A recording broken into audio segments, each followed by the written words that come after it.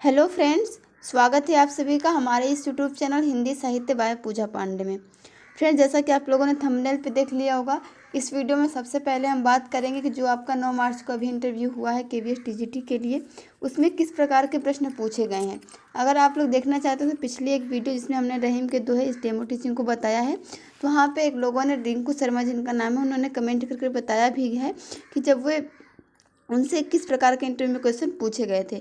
उस वीडियो का लिंक मैं आपको डिस्क्रिप्शन में दे दूँगी, आप लोग कमेंट सेक्शन में देख लीजिएगा। उन्होंने बताया कि किस प्रकार के क्वेश्चन पूछे गए थे, और मैं इस वीडियो में भी बता देती हूँ। लगभग उनसे 8 प्रश्न पूछे गए थे, ज़्यादा प्रश्न पूछे गए थे। उन्होंने लगभग 8 प्रश्नों को बताया है सीरियल वाइज से। उनसे पूछा गया था कि कारक जो है कितने प्रकार के होते हैं, अपादान कारक के कुछ उदाहरण बताइए, और मेघ आए जो कि अभी आप सामने देख रहे हैं, मेघ आए कविता में कौन सा अलंकार है। प्रेमचंद की कोई ऐसी कहानी जो कि आपने अपने सिलेबस में पढ़ी हो।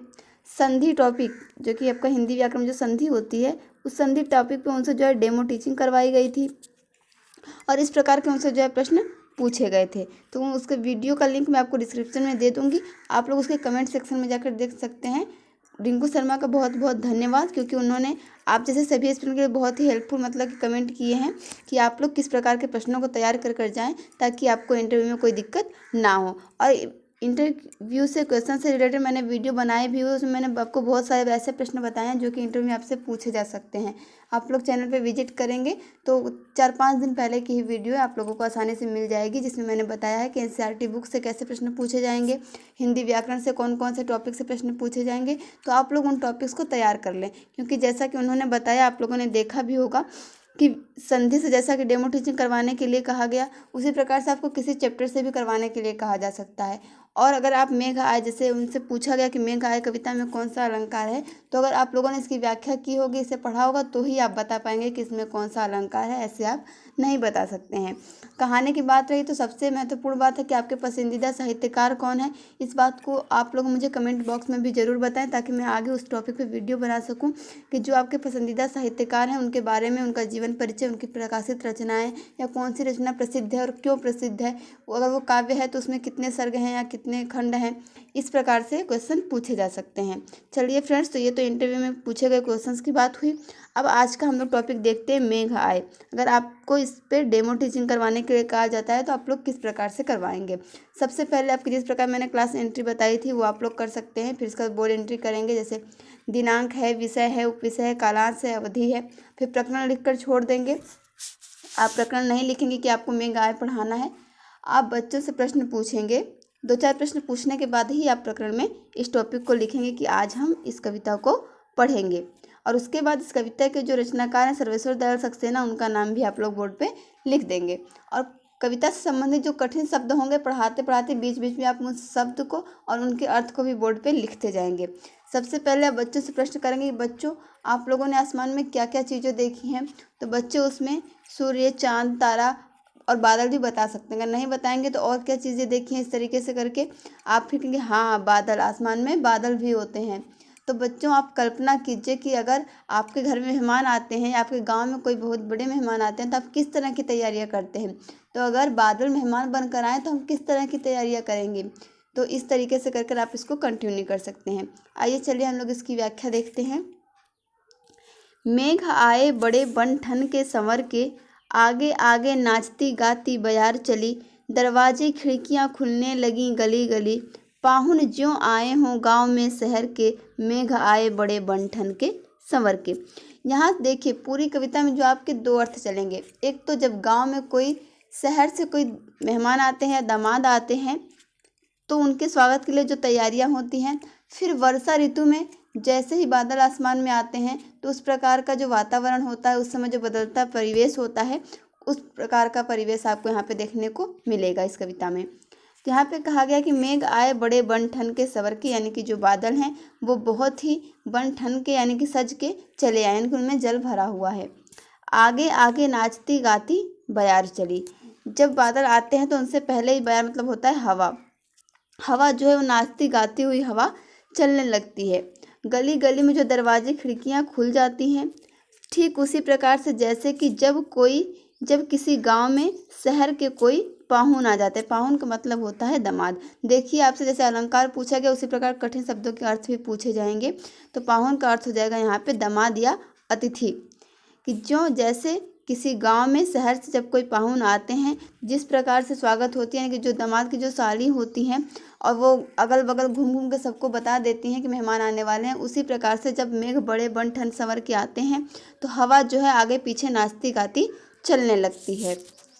चलिए अगला पैराग्राफ है इसमें कि पेड़ झुक झांकने लगे गर्दन उचकाए, आंधी चली धूल भागी घाघरा उठाए, बाकी चितवन उठा नदी छिटकी घूंघट सरके, मेघ आए बड़े बंठन के संवर के। यानी कि जब मेघ यानी कि जब बादल आते हैं तो पेड़ जो है वो झुक झुक कर अपनी गर्दन को उचकाकर झांकने लगते हैं, आंधी चलने लगती है जिससे कि जो धूल होती है वो अपनी घाघरा उठाकर भागने लगती है।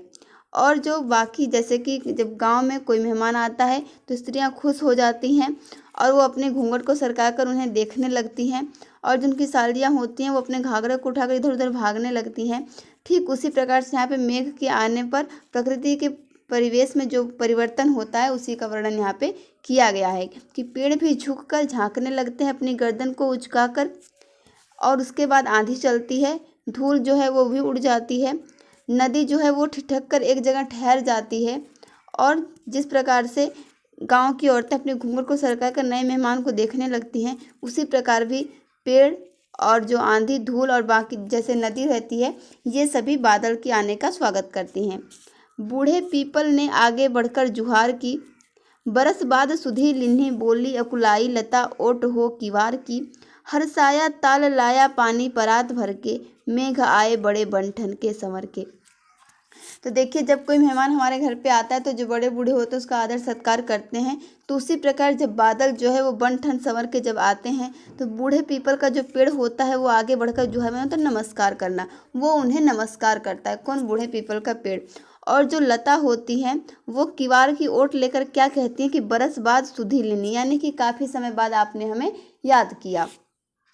और जो तालाब होता है वो खुशी के मारे पानी परात भर के, नहीं जब कोई मेहमान घर पे आता है दामाद आते हैं तो उनके पैरों को धोया जाता है, तो उसी प्रकार मेघ के पैरों को पखारने के लिए जो तालाब होता है वो खुशी के मारे परात भर के पानी को ले आता है। देखिए फ्रेंड्स यहाँ पे जो है इन सभी चीज़ों का मानवीकरण किया गया है, यानी कि ऐसा कर नहीं सकते लेकिन इन्हें मनुष्य के रूप में दिखाया गया, मनुष्य के क्रियाकलापों के द्वारा समझाया गया है। इसलिए इस पूरी कविता में जो है आपका मानवीकरण अलंकार होगा। मेघा इस कविता में कौन सा अलंकार है? तो आप कहेंगे मानवीकरण अलंकार है। और क्यों है तो आप इस कविता की व्याख्या से समझा सकते हैं या दो पंक्तियों के माध्यम से समझा सकते हैं।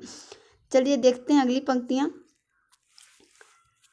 क्षितिज अटारी गहराई दामिनी दमकी, क्षमा करो गांठ खुल गई अब भरम की, बांध टूटा झरझर मिलन के अश्रु ढर के, मेघ आए बड़े बंठन के संवर के। क्षितिज का मतलब होता है कि आकाश। तो क्षितिज का जो अटारी, क्षितिज रूपी जो अटारी है वहाँ पे दामिनी दमकी यानी कि जो बिजली है वो चमकने लगी है, आसमान में बिजली चमकने लगी है। तो जो सभी बाकी जो धरती निवासी वो कहते हैं क्षमा करो गांठ खुल गई अब भरम की, जैसे ऐसा लगता था कि अब वर्षा नहीं होगी, लेकिन आसमान में छाए बादलों को देखकर और चमकती हुई बिजली को देखकर हमारे भरम की अब गांठ खुल गई है कि अब वर्षा नहीं होगी, अर्थात कि मेघ आ गए हैं, बिजली चमकने लगी है, तब वर्षा होगी।